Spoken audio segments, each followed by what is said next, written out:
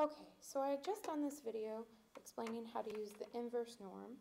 And now, but what if I had wanted to know what the t-score was? So what if instead of this z-score, what if I had wanted to know the t-score? Well, with the t-score, you also need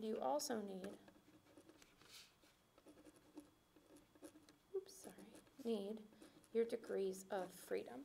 And the way that you get degrees of freedom depend on what test you're doing. So let's make an assumption. Let's go down here and let's bring this. So we're going to say that my confidence level is still 95%. And now let's make our degrees of freedom,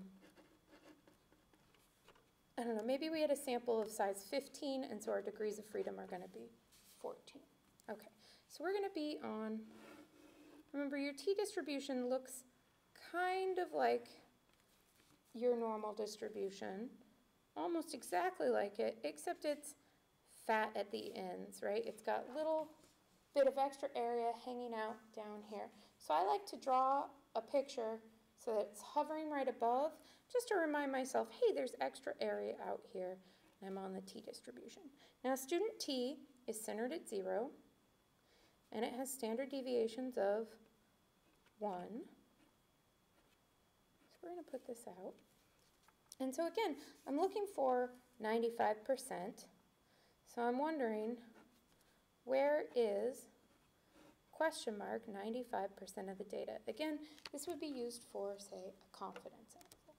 I want to know what t-score I have to have. So we're going to go use the inverse t. So we'll go second distribution. So all of this is under our distribution button. And we're looking for the inverse t. So inv for inverse and t for student t distribution.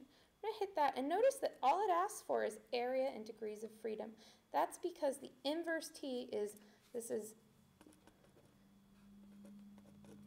always a left tail. So there's two things that you could do.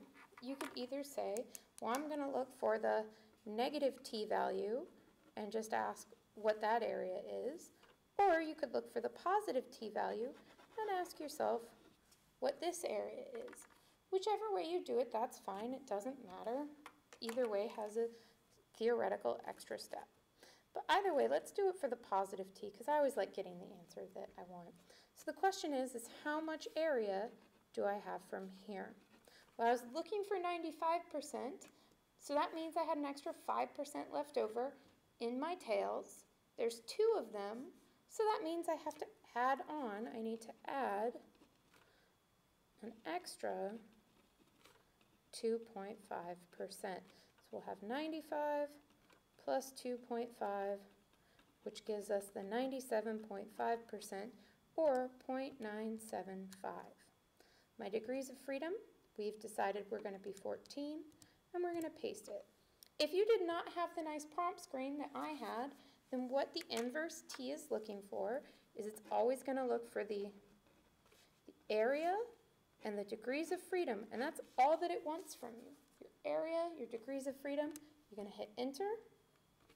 It's thinking about it, and there is our t. Our t value is 2.14.